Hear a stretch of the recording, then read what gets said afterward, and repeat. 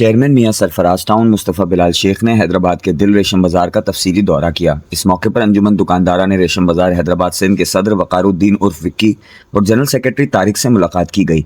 मुलाकात के दौरान रमज़ानुल मुबारक के पेश नज़र बाजार में दरपेश मसाइल जिनमें तजावुज़ात, स्ट्रीट लाइटिंग, निकासी आब और दीगर बल्दियाती उमूर शामिल हैं पर तफसीली गुफ्तगू की गई। टाउन चेयरमैन ने यकीन दहानी करवाई कि इंशाअल्लाह गुज़िश्ता बरसों की निस्बत इस साल बेहतर और मौसर इंतजाम फराहम किए जाएंगे और तमाम मुमकिन म्यूनिसिपल सर्विसेज को यकीनी बनाया जाएगा। टाउन चेयरमैन ने बाजार के मुख्तलिफ हिस्सों, स्टॉल्स और दुकानों का मुआयना भी किया और दुकानदारों व शहरियों से मुलाकात करके उनके मसाइल सुने।